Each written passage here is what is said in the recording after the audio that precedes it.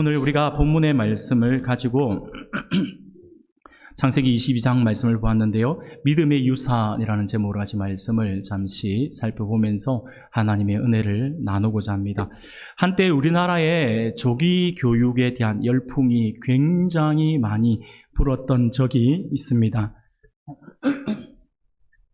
네, 죄송합니다. 조기 교육에 대한 열풍이 굉장히 많이 불었던 적이 있었죠. 물론 지금도 조기 교육의 중요성에 대해서 많이들 강조하고 있고 또 부모님들이 자녀들의 그 조기 교육을 많이 시키고 있는 실정입니다. 하지만 예전에 전국을 강타했던 그러한 열기에 비하면 조금은 그 열기가 식은 것 같다라는 생각을 해보게 됩니다. 그런데 또 다른 각도에서 한번 생각을 해보니까 식은 것이 아니라 지금은 대부분의 가정에서 조기 교육이 너무나도 당연시 되어서 그렇게 하고 있기 때문에 그냥 그 말이 새롭게 다가오고 있지 않는 것은 아닌가라는 생각을 또 한번 해보게 됩니다. 여하튼 이 조기 교육을 참 많이 강조하면서 각 가정들마다 아이들 정말 어릴 때부터 여러 가지 훈련을 시키려고 많이 노력을 했었죠. 조기 교육이라고 하는 것이 무슨 어떤 말이냐니까요. 사전적 의미를 찾아보니까 학교에 들어가서 정규 교육을 받기 이전에 받는 일정의 교육이다라고 이렇게 설명을 하고 있더라고요. 교육 습득이 빠른 어린아이 때부터 교육에 힘을 쏟아야 된다라고 하는 의미에서 영어를 비롯한 각종 학업들을 어릴 때부터 시키는 것을 바로 조기 교육이다라고 그렇게 이야기를 하죠.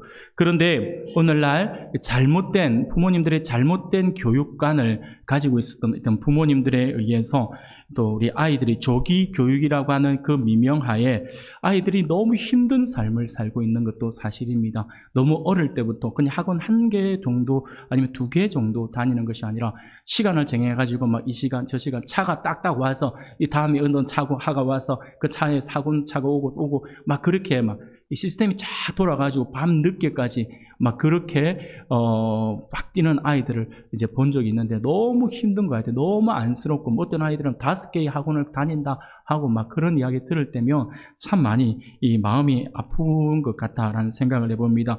그렇게 조기 교육 때문에 아이들이 굉장히 발달할 것처럼 그렇게 교육을 시키지만 잘못된 이 교육관으로 인해서 오히려 아이들을 더 퇴행시킬 수 있다라고 하는 사실들도 우리가 분명히 기억해야 합니다. 하지만 분명히 반대로 그렇다고 제가 조기 교육을 반대하는 사람은 아니에요. 왜냐하면요, 이 반대로 조기 교육이라고 하는 것을 잘 이용을 해야 돼요. 좌뇌와 우뇌, 우리 머리에 있는 뇌에 좌뇌와 우뇌를 골고루 발달시켜주는 적절한 조기 교육은 분명히 필요하다라고 할 수가 있습니다. 많은 교육학자들이요, 아이들에 대해서 사람의 뇌에 대해서 이야기를 할 때 우리 사람의 뇌는 만 2세가 되기 전에 뇌의 80%가 이렇게 다 자라고 다 형성이 된다라고 이야기를 해요. 그래서 이 만 2세가 되기 전에 이 80%의 그 뇌가 형성되는 그 시기에 아이들에게 어떤 문화와 어떤 환경을 접목시켜서 경험하게 하느냐, 그렇게 교육을 하느냐가 굉장히 중요하다라고 강조를 합니다. 적절한 놀이 교육과 양육이 아이의 지능과 정서 발달에 매우 중요하다라고들 이야기를 합니다. 무작정 너무 많은 걸 시키는 것보다는 정서에 맞게끔 이렇게 어떤 부분들에 대해서 아이의 좌뇌와 우뇌를 발달시켜 줄 수 있는 적절한 부분들은 분명히 필요하다라고 그렇게 이야기를 할 수가 있다라고 하는 것이죠. 이 시기에 어떻게 교육을 받느냐가 평생을 좌우할 수 있을 정도로 영향을 크게 미친다라고 이렇게 말을 하는 학자들도 있습니다. 특히 인성과 성품은 이미 어린 시절에 어떤 양육을 받느냐에 따라서 결정이 된다라고까지 이야기를 합니다. 이것은 마치 우리 속담에도 잘 표현되어 있는 부분이 있죠. 바로 3살 버릇 80까지 간다라고 하는 표현이 바로 그 표현일 것입니다. 어린아이일 때 어떤 자세와 마음, 성품을 배우느냐가 그 아이의 평생을 좌우한다라고 할 수가 있다라고 하는 것이죠. 그러므로 아이의 정서에 맞는 적절한 인성 교육 및 성품 교육 등의 조기 교육은 권장되어져야 한다라고 이렇게 이야기할 수가 있을 것입니다. 그런 의미에서 저는 오늘 5월 첫 주, 우리 어린이 주일이죠. 한국 교회가 어린이 주일로 섬기는 이 날을 맞이하여서 오늘 본문의 말씀, 아브라함의 가정의 아브라함과 이삭의 모습을 통하여서 우리 하나님의 백성들에게 있어서도 신앙이 있어, 우리 하나님의 백성들이 가져야 될 신앙 교육도 조기 교육이 필요하다라고 하는 부분들에 대해서 함께 말씀을 살펴보면서 하나님의 은혜를 나누고자 합니다. 사랑하는 여러분, 우리가 오늘 읽은 본문의 말씀은요, 우리가 너무나도 잘 알고 있는 그러한 말씀입니다. 하나님께서 아브라함에게 내 아들, 내 사랑하는 독자 이삭을 데리고 모리아 땅으로 가서 내가 내게 지시하는 한 산, 거기서 그를 번제로 드리라 라고 말씀을 하십니다. 이것은 아브라함의 가정에는 어떻게 보면 청천벽력 같은 그러한 말씀이라고 할 수가 있습니다. 사랑하는 여러분, 우리가 잘 알고 있지 않습니까? 우리가 잘 알고 있는 것처럼 이삭이라기 어떤 아들입니까? 이 이삭이 어떤 아들이에요? 아브라함의 입장에서는. 이거는 말도 말할로 못해 다른 집의 아들하고는 비교가 되지 않습니다. 100세에 얻은 아들이에요. 그리고 이 아들 이삭의 이름의 뜻이 무엇인지 여러분들 아시죠? 이삭의 이름의 뜻은요, 바로 웃음이라고 하는 그러한 뜻을 가지고 있습니다. 그냥 이름이 웃음이에요. 그래서 이삭 이름만 불러도 그냥 미소를 이렇게 띄울 수밖에 없고 웃을 수밖에 없는 그 이름을 가진 사람이 바로 이삭이었다라고 하는 것이죠. 그런데 이 이삭을 이름을 누가 지어주었냐며 하나님이 직접 지어주셨다라고 하는 것입니다. 아브라함이 99세 때 하나님의 사자가 그에게 찾아와서 내년이면 아들이 있을 것이다 라고 했을 때 아브라함과 이 사라가 그 이야기를 듣고 그냥 웃어버려요. 그냥 그 웃어버리는데 그 웃음의 의미가 어떤 의미인지는 성경은 명확하게 말씀하고 있지 않지만 우리가 해보건대 어이가 없는 웃음이겠죠. 나이 90, 나이 100살 된 할아버지, 할머니가 아이를 낳는다라고 하니 얼마나 어이가 없었겠어요. 그래서 어이없는 그런 웃음을 웃어버린 것이죠. 그러자 하나님께서는 그들에게 뭐라고 말씀하시냐니까 어이가 없어서 너희들이 웃지만 나는 그 헛웃음을 진정한 웃음, 곧 진정한 기쁨으로 바꾸어 줄 것이다 라고 하는 의미에서 그 아들의 이름을 이삭이라 하라 라고 이렇게 이름을 붙여주신 것입니다. 그런데 우리가 알고 있는 것처럼 정말 이삭이 태어납니다. 아브라함과 사라 사이에 이 이삭이 태어나는데 그래서 그들은 이 두말 없이 이 아들이 태어나자마자 이 아들의 이름을 바로 이삭, 웃음이라고 지어준 것입니다. 그때부터 여러분들 한번 상상해 보세요. 아이를 갖고 싶은데 낳지 못했던 그 가정에 100살이 되어서 이제 자녀가 태어났어요. 그것도 그 당시에 남아선호 사상이 굉장히 짙었던 그 시대에 아들이 태어난 거예요. 기분이 어떨까요? 이 가정에 잔치도 엄청난 잔치를 하겠죠. 아마 매일 기쁨의 웃음이 떠나지 않았을 것입니다. 이삭을 바라볼 때마다 얼마나 행복했을까요? 그토록 학수고대하던 아이가 태어났으니 그 기쁨을 무엇이라 표현할 수 있겠습니까? 너무너무 좋은 거예요. 그냥 아브라함이 아니면 사라가 아니면 다른 종들이 그 아들을 보면서 이삭하고 부르기만 해도 듣기만 해도 이삭 소리만 들어도 그냥 웃음이 나오지 않을까요? 이 아들의 이름이 웃음이니까 그냥 그 소리만 들어도 얼마나 그냥 웃음이 저절로 나왔을 것입니다. 그처럼 이삭이라고 부를 때마다 웃음이 나왔을 그 이름, 그 존재가 바로 이삭이었다라고 하는 것이죠. 아브라함의 가정의 기쁨과 웃음 덩어리가 바로 이 이삭이었다라고 하는 것입니다. 그러니 하나님께서 지금 이 이삭을 번제로 드리라라고 말씀을 하고 있으니 하나님의 이 말도 안 되는 명령에 당연히 아브라함은 하나님께 왜 그러십니까? 라고 물어볼 수 있습니다. 아니면 이삭을 번제로 드리라 했을 때 아브라함은 순간 그런 생각이 들 수도 있어요. 내가 뭘 잘못했나? 내가 뭘 잘못했지? 라는 생각을 할 수가 있습니다. 그러면서 하나님, 제가 뭐를 잘못했으면 하나님 저를 벌 주세요. 이 아들이 아니라 저를 벌 주세요 라고 이야기를 할 수도 있는 그 상황이라고 하는 것이죠. 아니면 또 다르게 생각해 볼 수도 있어요. 하나님, 이렇게 번제로 드리라고 할 정도면, 아니, 그럴 것 같으면 왜 주셨어요? 라고 이야기를 할 수도 있다라고 하는 것이죠.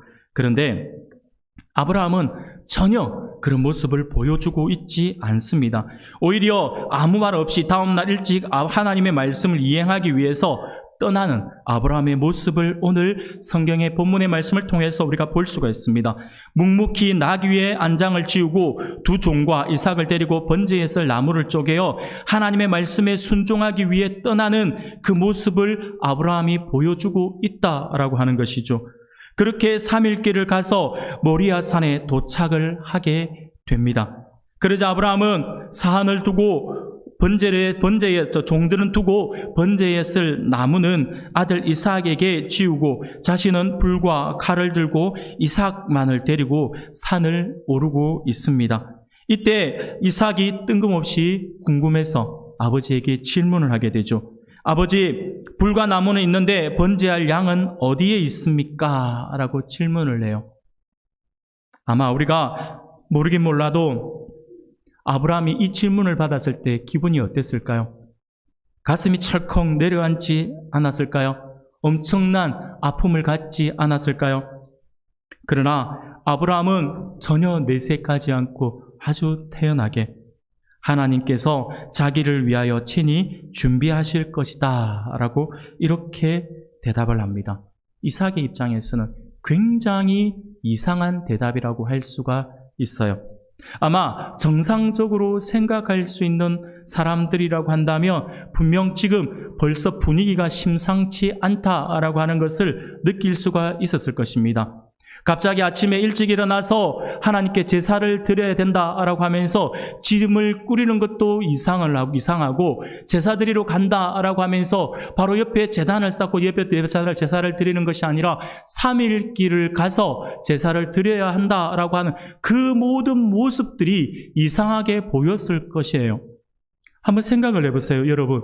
아브라함이 어떤 사람입니까? 여러분들이 알고 있는 아브라함 어떤 사람인가요?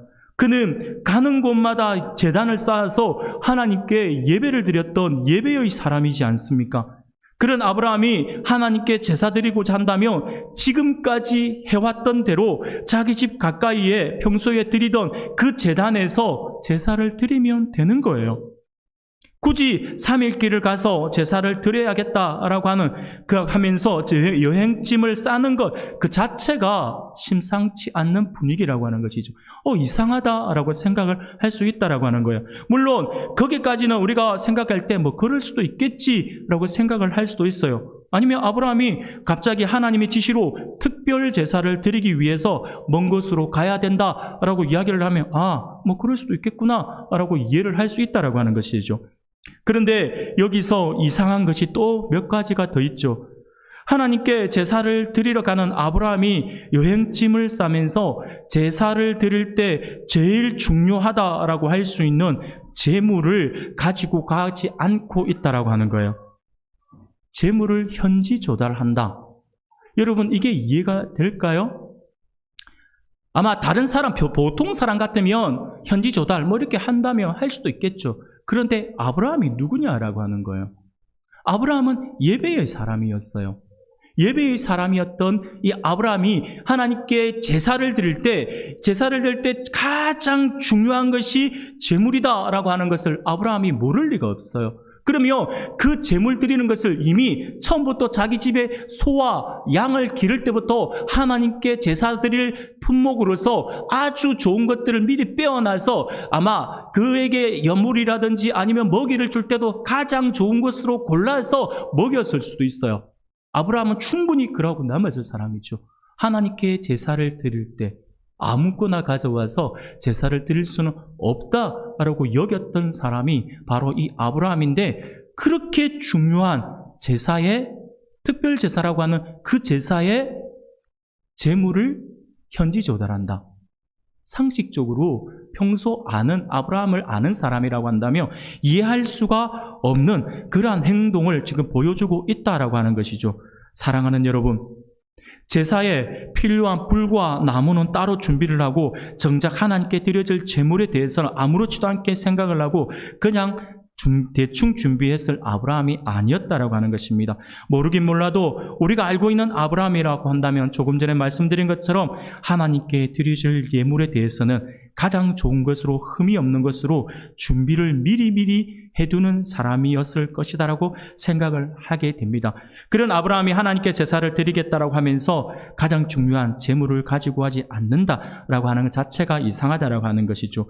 이처럼 심상치 않은 분위기였지만 이삭은 그래도 아버지께서 그렇게 말씀을 하시니 어떤 제사를 드리는지 그는 모르겠지만 그래도 기대하면서 더 이상 질문을 하지 않고 열심히 아버지를 따라서 산으로 오르고 있는 것이죠. 드디어 이제 하나님께서 지시하신 곳에 도착했습니다. 아버지 아브라함이 단을 쌓았습니다. 그리고 나무를 그 위에 벌려놓습니다. 그러더니 너무나도 놀라운 행동을 하는 거예요. 갑자기 이삭을 결박한 이삭을 그 번제단 위 펼쳐놓은 나무 위에 아들을 눕혀 놓는 것이죠. 여러분, 그렇게 눕혀 놓고 나서 아브라함이 시퍼런, 이 마이크인지만 이 칼이라 했을 때 이런 시퍼런 칼을 들고 눈은 막 살기 어리게 보여가지고 아들을 내려보면서 막 칼을 들고 막 있는 모습 한번 생각해 보세요. 이삭이 어떤 기분이 들까요? 어떤 느낌이 들까요? 다른 사람도 아닌 아버지가 지금 나에게 이런 행동을 보이는 것을 보고 이삭이 어떤 생각이 들까요? 하늘이 무너지는 느낌을 받지 않았을까요? 여러분, 우리가 이삭이었다라고 한번 생각해 봅시다. 여러분들 같으면 어떻게 하시겠어요? 아버지가 우리를 번제로 드린다라고 해서 저기 가나안 산이나 금정산 저 꼭대기에 데리고 올라와서 갑자기 제단을 쌓고 나무 펼쳐놓고 딱 눕혀놓고 갑자기 칼을 들고 막 이렇게 하고 있으면 어떤 느낌이 들까요? 여러분들은 다 신앙이 좋아서 믿음이 좋아서 내 아버지의 뜻이라고 한다면 그 뜻에 순종하겠으니 저를 찔러 죽여 하나님께 번제물로 삼아 제사를 드려주세요 라고 대답하시겠습니까? 네, 전부 다 하실 수 있겠죠. 네, 저는 못합니다. 네, 저는 못할 것 같아요. 물론 저희 아버지가 아직 교회를 안 다니시기 때문에 저한테 이렇게 요구를 하진 않으시기 때문에 제가 말씀을 드릴 수 있지는 모르겠지만 저는 못합니다. 이거 저보고 뭐 이렇게 하라 그러면 저는 한번 상상을 해봤어요. 상상을 해보고는 그냥 입에서 막 욕이 나올 것 같아요. 물론 아빠한테는 그렇게 하진 않겠지만 아버지한테는 그렇게 하지 않겠지만 그런 생각이 드는 거예요. 그래서 막 입에서 그냥 험한 말도 나올 수 있을 것 같아요. 아니 이 영감님이 실성을 하셨나 할 것 같아요. 맨날 하나님만 찾아쌌더니 이 노망이 드셨나. 아버지 제가 이삭이에요. 이삭. 저를 자세히 보세요. 아버지가 100살에 낳은 눈에 넣어도 아프지 않다고 늘 이야기하던 그 아들이 접니다. 제발 눈 좀 뜨시고 저를 보시고 제발 좀 정신 좀 차리세요. 막 이런 이야기 했을 것 같아요. 여러분들은 그런 말씀 안 하시겠지만 저같이 좀 삐딱한 사람들은 그런 말을 할 수도 있겠다라는 생각을 해봅니다. 사랑하는 여러분, 아니면 도망갔을 것 같아요.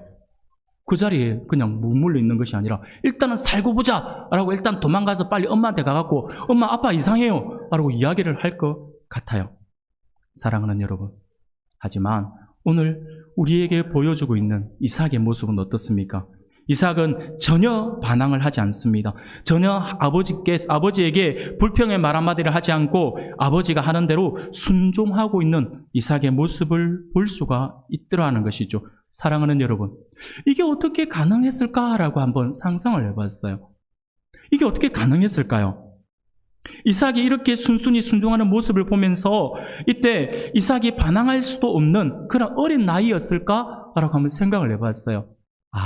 이삭이 반항할 수 없는 어린 나이였으니까 어쩔 수 없이 지금 그렇게 묶여 있구나 라고 이렇게 생각을 해봤어요. 과연 그럴까요? 이때 이삭이 번제로 드려질 때에 이때 이삭의 나이가 한 몇 살 정도 되었을까요? 안타깝게도 성경에는 몇 살이라고 표현을 하고 있지 않습니다. 그렇기 때문에 정확하게 몇 살인지를 우리가 알 수가 없어요. 그런데 우리가 보면 이 당시에 이삭의 나이가 4-5살 정도의 어린아이는 아니었다라고 하는 것을 우리가 알 수가 있어요. 그걸 어떻게 알 수 있냐면요. 그러니까 이삭이, 이게 뭐 예를 들면, 이게 만약에 4-5살 되는 어린아이였다라고 해서 지금 아브라함이 이삭에게 그냥 결박을 하는 그 부분들에 대해서 마치 어릴 때 우리가 소꿉놀이 하듯이 아버지 아브라함이 이삭에게 아들아, 오늘은 아빠와 함께 제사놀이 하는 거야. 제사놀이 하는데 제사놀이를 하기 위해 가장 필요한 게 뭐지? 제물이겠지. 근데 아빠는 예배자야. 제사를 인도하는 사람이야. 근데 제물이 없네? 그럼 제물을 어떻게 해야 되지? 그러니 오늘은 아들 네가 산 제물이 되어서 하나님께 드려지는 것으로 하자라고 살짝 꼬드겨가지고 그렇게 세워둔 것이 아니었다라고 하는 것이죠. 이삭의 나이가 과연 어느 정도였는가를 우리가 추측해 볼 수 있어요. 그것을 어디서 추측해 볼 수 있냐면 6절 말씀을 통해서 우리가 알 수가 있습니다. 6절 말씀을 우리가 같이 한번 읽어볼까요? 같이 읽겠습니다. 아브라함이 이에 번제 나무를 취하여 그 아들 이삭에게 지우고 자기는 불과 칼을 손에 들고 두 사람이 동행하더니. 아멘. 사랑하는 여러분, 보십시오. 이삭의 나이가 정말로 어린 나이라고 한다면 어떻게 하나님께 드릴 제사에 사용될 나무를 쥐고 산으로 올라갈 수 있냐라고 하는 거예요. 여기서 제사에 쓰여질 나무는 작은 나무까지 몇 개가 아니에요. 이때 우리가 어릴 때 여러분들 나무하러 많이 다니셨잖아요. 연료 땡감이 많이 없어서, 연료 연탄 이런 것들이 많이 없어서, 여러분들 나무하러 산에 가서 나무, 죽은 나무, 가지를 꺾어 와서 이렇게 땡감 하잖아요. 아이들이 제일 많이 할 수 있는 것이 있잖아요. 여러분들, 우리도 그런 말을 쓴지 옛날 저희들 그 시골에 가면 그거를 소나무 이파리라 그러죠. 그걸 우리 갈비라고 불렀어요. 혹시 같이 갈비라고 부르셨나요? 예, 그러면 대화가 되겠네요. 죄송합니다. 제가 혼자 이상한 소리 하나 싶어서.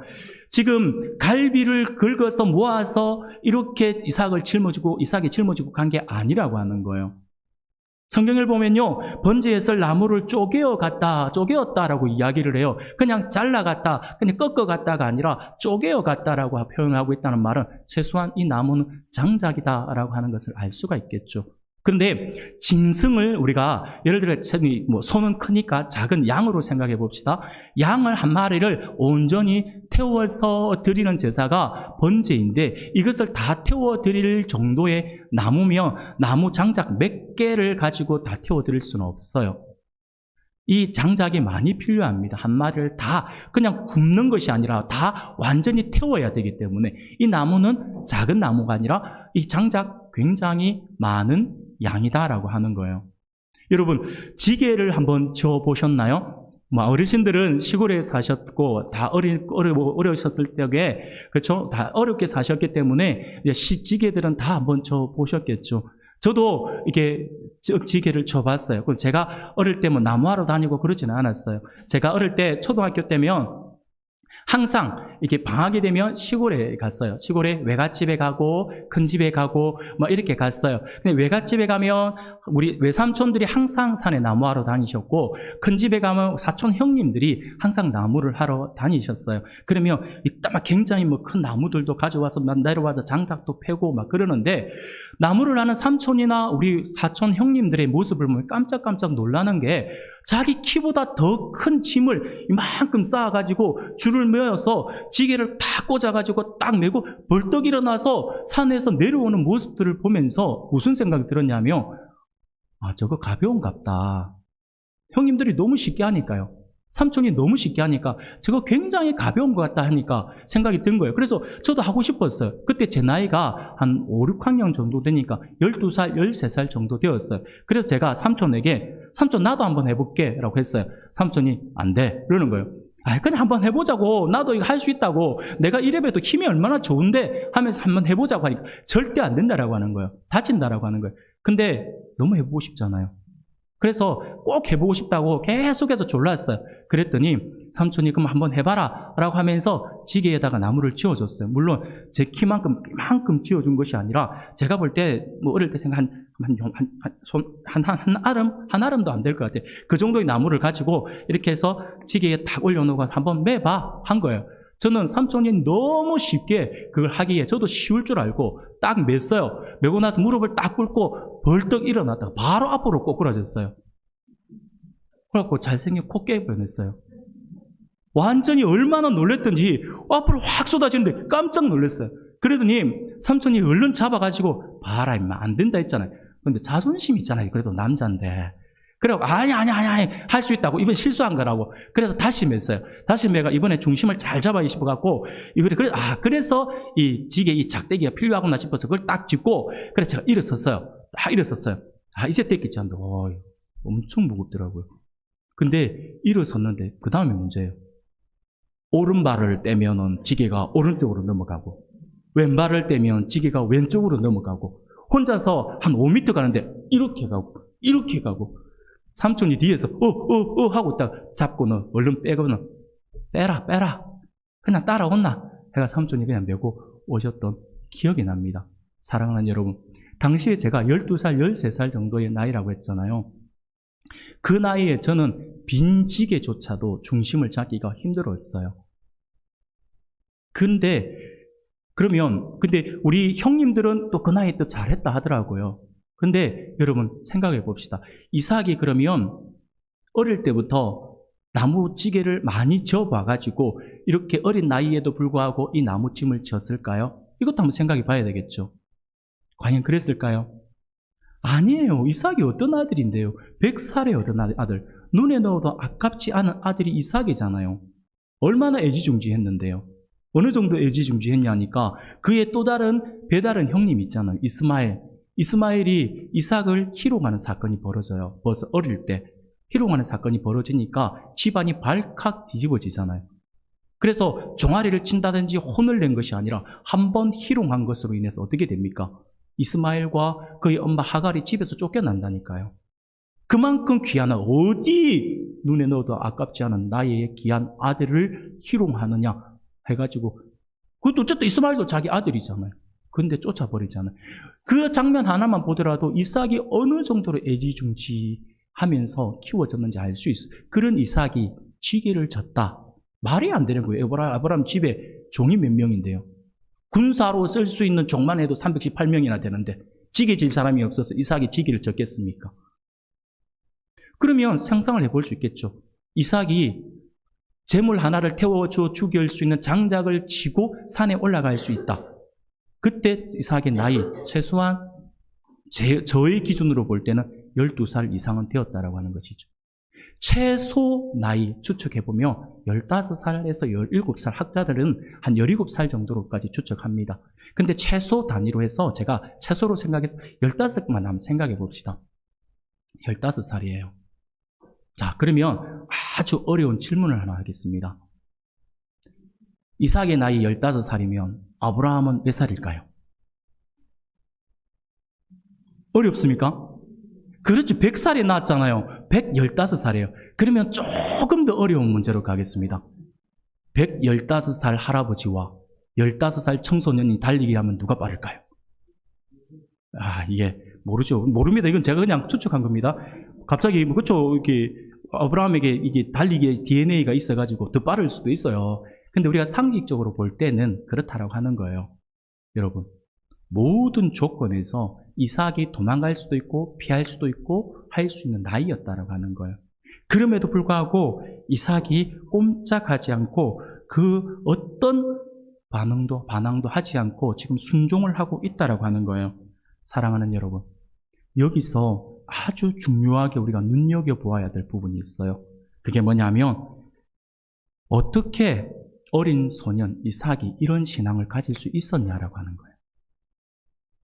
어떻게 이런 믿음을 가졌을까? 아브라함이야 경험한 게 많아요. 체험한 게 많아요. 하나님이 어떤 분이신지를 알아요. 물론 이삭과 성경에는 기록되어 있지 않기 때문에 하나님께서 이삭과 직접적으로 대화를 하셨는지 안 하셨는지는 모르겠어요.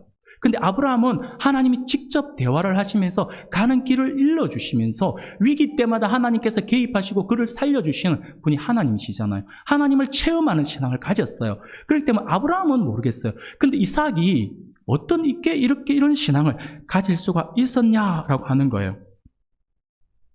그것은요, 이유는 다른 데 있지 않아요. 바로 아버지 아브라함과 어머니 사라의 영향력이었다라고 하는 거예요.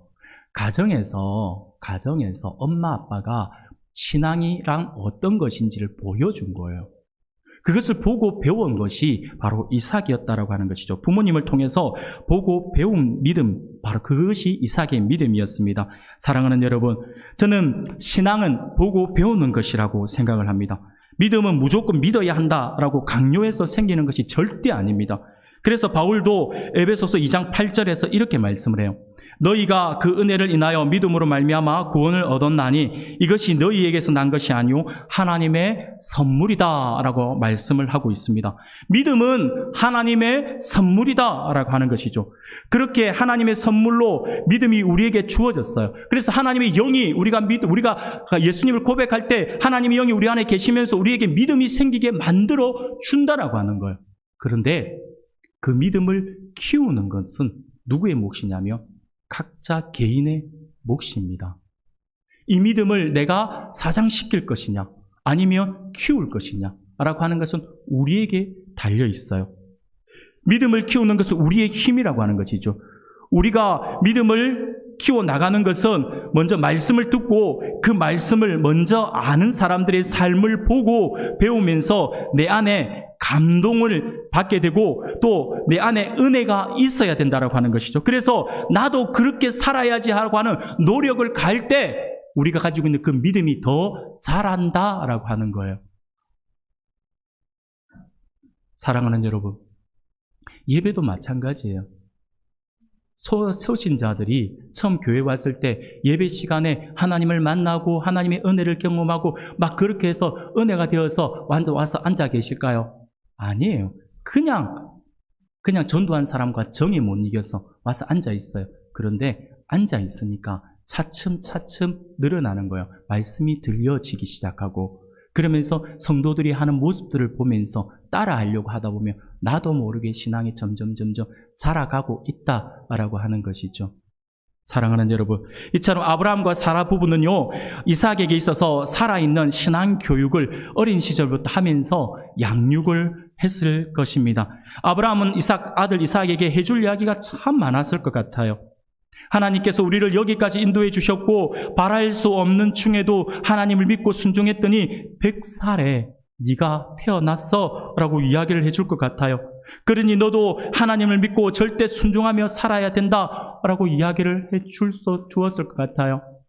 그가 실수했던 일, 잘했던 일, 그 모든 것들을 나누면서 하나님을 바로 믿고 살아야 한다라고 하는 것을 강조했을 것입니다. 그러면서 어떤 경우에도 하나님의 약속은 의심하지 말아야 할 것이다 라고 가르쳤을 것이다 라고 하는 것이죠. 어디 그들이 말만 했을까요? 교육만 그렇게 가르쳤을까요? 말로만 가르쳤을까요? 아니죠. 아브라함과 사라는 생활 속에서 믿음의 본을 보여주었을 것입니다. 하나님께 제사를 드릴 때는 최선의 시간과 최상의 재물을 준비하여서 그것만을 하나님께 드리는 부모님, 그 부모님의 모습을 이삭이 보았을 것이고요. 이것을 보고 배운 이삭이 하나님께 드려지는 제사는 어떤 경우에도 마땅히 드려야 한다라고 하는 것을 이미 몸으로 익혔기 때문에 이와 같은 엄청난 순종을 할 수 있었다라고 하는 거예요. 아, 하나님께 드려질 제사이구나. 이것은 거부할 수 없는 거구나 라고 하는 것을 그가 알았다라고 하는 것이죠. 부모님의 모습들을 통해 배웠다라고 하는 것이에요. 이처럼 어릴 때부터 가정에서 함께 성경을 읽고 하나님께서 어떤 분이신지를 알려주는 이 일은 아주 중요합니다. 그러므로 할 수만 있는 대로 우리 부모님들은 자신이 경험했던 하나님에 대해서 자신이 기도하고 응답받은 이야기 등에 대해서 예배를 통하여 하나님께서 부어주신 그 은혜 등을 내가 경험한 그 모든 것들을 자녀들에게 들려줄 수 있어야 합니다. 가르쳐줄 수 있어야 합니다. 내가 기도했더니 하나님께서 이렇게 응답해 주셔서 하나님이 어떤 분이신지에 대해서 보여줄 수 있어야 되고 가르쳐줄 수 있어야 되고 우리의 삶을 통하여서 그 신앙을 느낄 수 있도록 체험할 수 있도록 보여줄 수 있어야 하는 거예요. 아, 이렇게 사는 것이 삶이구나. 우리 엄마 아빠가 열심히 믿고 의지하는 하나님, 나도 열심히 믿어야겠다라고 하는 것을 보여주어야 한다라고 하는 거예요. 그래서 엄마의 하나님, 아빠의 하나님을 고백할 수 있도록 해줘야 한다라고 하는 것입니다. 이스라엘 백성들이 아브라함의 하나님, 이삭의 하나님, 야곱의 하나님이라고 하잖아요. 저는 이 성경에서 아브라함의 하나님, 이삭의 하나님, 야곱의 하나님이라고 하는 문구가 나올 때마다 너무너무 부끄럽기도 하지만 가슴이 뭉클합니다. 왜 그러냐면요, 이게 우리의 가정이 되어야 되거든요. 여러분들 한번 생각해 보세요. 저는 여러분들의 가정이 믿음의 명문 가정이 되기를 원하는데, 여러분들의 가정에서 여러분들의 자녀가 기도할 때 이렇게 기도했으면 좋겠어요. 할아버지의 하나님, 할머니의 하나님, 엄마의 하나님, 아빠의 하나님, 이렇게 가면서 그 하나님을 제가 믿습니다. 아빠에게 베풀어 주신 은혜, 엄마에게 베풀어 주셨던 그 은혜, 할아버지에게 베풀어 주셨던 그 은혜, 오늘 나에게도 부어 주십시오라고 그렇게 기도하는 자녀들이 되었으면 좋겠습니다. 이게 믿음의 대물림이 아닌가요?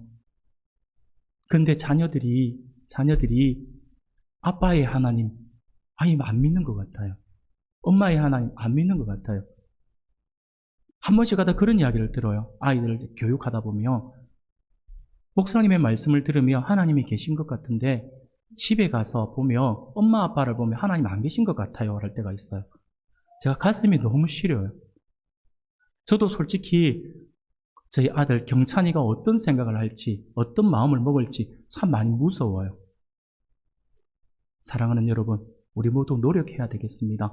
우리의 신앙이, 가정이 정말 이렇게 우리의 자녀들이, 우리의 자손들이 내 할아버지, 할머니의 하나님, 내 아버지, 어머니의 하나님 하면서 기도할 수 있는 그러한 자녀들이 우리가 설 수가 있다며, 사랑하는 여러분, 이보다 더 큰 유산이 어디에 있겠습니까? 사랑하는 여러분, 우리의 신앙은 대물림됩니다. 특히 가정에서의 신앙은 더욱 그러합니다. 어릴 때의 신앙은요, 거의 가정에서의 환경에 좌우됩니다. 주일학교에서 영향을 받는다고요? 아닙니다. 가정에서 받아요. 가정에서. 집에서 엄마가, 아빠가, 할아버지가, 할머니가 어떻게 보여주는가가 굉장히 크게 와닿습니다. 사랑하는 여러분, 그러므로 우리는 어릴 때부터 가정에서 너무나도 당연한 신앙을 가르쳐야 할 것입니다. 보여주어야 하는 거예요. 하나님께 예배는 어떻게 드리는 것이다. 하나님께 헌금을 할 때는 재물을 어떻게 준비해야 하는 것이다. 주일은 어떤 마음으로 준비해야 된다라고 하는 걸 보여주어야 합니다. 부모님이 주일 성수에 대해서 가볍게 여기면요, 아이들은 더 가볍게 여겨요. 부모님이 급한 일이 있고 어떤 일이 있어서 주일에 대해서 범하게 되면, 주일에 대해서 하나님 앞에 예배하지 않냐고 빠지게 되면요, 아이들은 무언의 교육을 받아서 나도 시험 칠 때, 나도 급한 일이 있을 때 빠져도 되는구나 라고 생각을 해요. 그러면서 나중에 엄마가 야단을 치면 엄마도 그랬잖아요 라고 하는 거예요. 그래서 보여주는 게 너무 중요하다고 하는 거예요. 부모님이 예배를 가볍게 여기면요, 자녀도 가볍게 여기게 되어 있어요. 사랑하는 여러분, 아이들은 어른의 거울이라고 이야기하죠. 그래서 우리가 조심해야 한다고 하는 것입니다. 이삭이 그랬다라고 하는 거예요. 우리가 당연히 그렇게 하는 것이다라고 몸으로 보여주는 엄마, 아빠의 그러한 신앙을 이삭이 그대로 본받았던 것이죠. 그래서 그가 그 모습을 그대로 보여주고 있는 것이죠. 이 순종을 보여주고 있는 겁니다. 하나님께 제사 드리기 위한 것이라고 한다면 당연히 그렇게 해야 한다라고 생각을 하면서 자신을 내맡길 수 있는 그 믿음, 그 신앙이 그냥 생긴 것이 아니라 당연히 해야 하는 것이구나라고 하는 것을 부모님으로부터 보고 배워서 물려받은 것이죠. 신앙의 유산, 믿음의 유산을 물려받아서 지금 이삭이 이 모습을 보여줄 수 있었다라고 하는 거예요. 사랑하는 여러분, 이런 신앙의 모범은요, 가정에서만 이루어지는 것이 아니라 교회 안에도 이루어져요. 믿음의 선배와 후배들 사이에서 이 믿음이 흘러들어가요. 교육이 되어지고 학습이 되어집니다.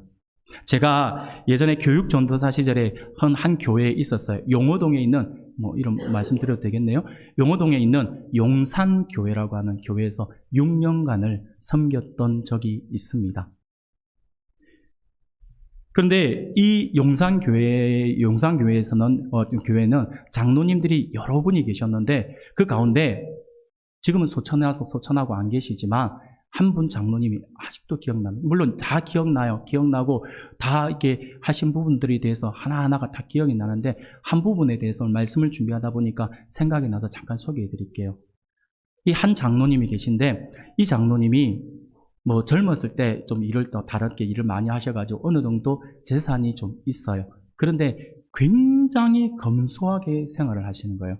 생활을 하시는 어느 정도 검소하게 생활을 하셨냐니까 자녀들이 3명이 있었는데 아들 2에 딸 1가 있었는데 그 아들들이 저보다 나이가 많았어요. 나이가 많았는데 근데 어떻게 하냐니까 자랄 때는 모르겠는데 대학을 들어가잖아요. 대학을 들어가면 입학금, 등록금을 한 번도 주신 적이 없대요. 내가 이만큼 키웠으니 네가 아르바이트를 하든지 아니면 장학금을 받든지 생활비도 다 네가 알아서 해라 라고 하면서 한 푼도 안 주시, 차비도 안 주시는 거예요. 그러니까 누가 보더라도 아우 장모님 너무 심하네 막 이렇게 생각할 수 있어요. 그런데 어느 날 교회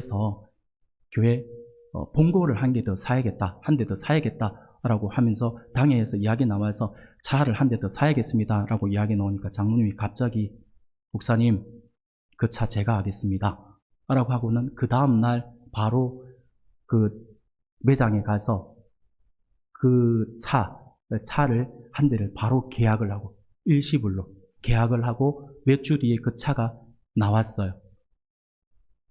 근데 장로님은요 차를 안 가지고 다니세요. 운전을 못 하시는 것이 아니라 운전을 하세요.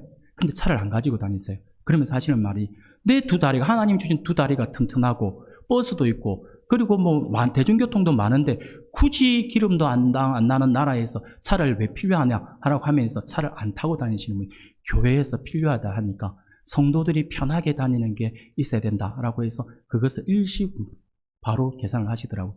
근데 그것을 보면서 제가 놀랐어요. 근데 놀란 것이 하나 더 있어요. 뭐냐면 그 집 따님이 저보다 나이가 많았는데 그 선생님이랑 저하고 좀 친했어요. 친해서 그냥 제가 좀 직구전 질문을 하나 했어요. 이런 질문을 하면 안 되는데 왜 이런 질문을 했는지 제가 참 교육 전도사라도 철이 없었던 것 같아요. 그럼 뭐라고 제가 질문을 했냐면 선생님 아니 저는 그냥 뭐 놀리는 것도 아닌데 제가 이런 질문을 했어요. 선생님 장로님이 이번에 교회 차를 몇 천만 원을 들여가지고 이렇게 일시불로 이렇게 하셨는데 제가 알고 있기로 선생님하고 그 형제들에게 학비 한번 안 주시고 그래 했는데 교회에다가 이렇게 헌물한다고 이렇게 몇 천만 원씩 한꺼번에 탁 이렇게 하는 거 보면 솔직히 마음 좀 상하지 않나요? 라고 그렇게 물어봤어요. 그랬더니 이 선생님이 더 웃겼어요. 저를 딱 쳐다보더니 왜요? 이러는 거예요. 그분 목소리가 그래요. 목소리가 좀 그런 거 있잖아요. 왜요? 전도사님 왜 그래요? 이렇게 하는 분이에요. 저를 딱 보더니 왜요? 이러는 거예요. 순간 왜요라고 하는데 할 말이 없더라고요. 그래서 아니 그래도 혹시나 요만큼이라도 저 같으면 마음이 좀 섭섭할 것 같아서 좀 섭섭하지 않나 해서 제가 한번 여쭤봤어요 라고 했더니 이분이 뭐라고 하냐면 아니요 라고 하는 거예요. 그러면서 하는 이야기가 만약에 아빠가 다른 거 쓰는 거에서 그렇게 쓰셨다면 솔직히 섭섭할 수도, 저도 요만큼 사람인지라 요만큼 섭섭할 수도 있는데 하나님께 드린 거잖아요. 하나님께 드린 거잖아요. 라고 하는 거예요. 하나님께 드리는 것을 가지고 제가 아깝다, 제가 섭섭하다 하면 그건 안 되죠. 그러면서 차라리 우리가 다른 것이 아니라 아빠가 그거 할 수 있어서 저는 오히려 더 감사합니다. 라고 하더라고요. 제가 얼마나 감동을 받았는지요. 바로 장로님과 권사님이 평소에 신앙의 모습을 자녀들에게 그대로 보여주신 것이죠. 하나님께 드릴 때는 어떻게 드리는 것이고 하나님께 하는 것은 어떻게 하는 것이고 하는 것들을 보여주니까 자녀들은 그것이 당연한 듯이 받아들이면서 그렇게 했다라고 하는 거예요. 정말 저는 놀랐어요.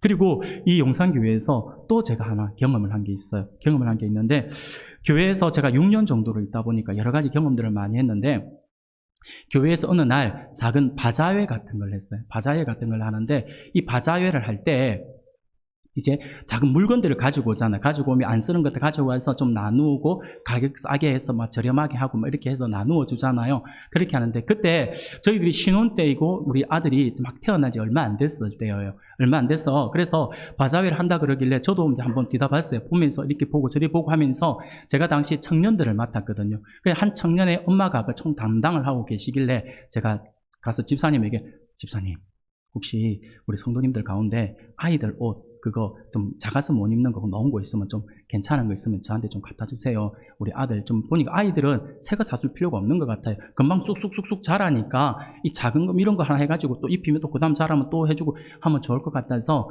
이거 하나 쓰면 좀 저에게 좀 갖다 주세요. 라고 이야기를 했어요. 근데 소식이 없어요.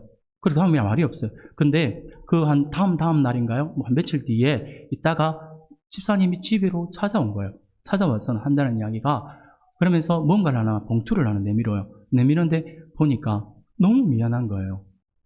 아기 전문점에 가서 용품 전문점에 가서 아기 새 옷을 가지고 딱 와서는 그것을 내밀면서 아이고 전도사님 제가 신경을 못 썼네요 하면서 이거 입히세요라고 하면서 주는 거예요. 너무 미안하잖아요. 아니 저는 그게 아니라 아이들이 빨리빨리 자라기 때문에 그냥 작은 거 있으면 그냥 입히고 하면 될 것 같아서 집사님께 부탁을 드렸는데 아이고 집사님 이거 아니고 우리는 그냥 이렇게 해도 되는데 왜 집사님 이렇게 하셨어요? 라고 했더니 이 집사님이 뭐라고 하시냐니까 이런 이야기 하시더라고요. 아니 그래도 어떻게 전도사님도 주의 종이신데 다른 아이가 입던 옷을 드리겠냐라고 하는 거예요.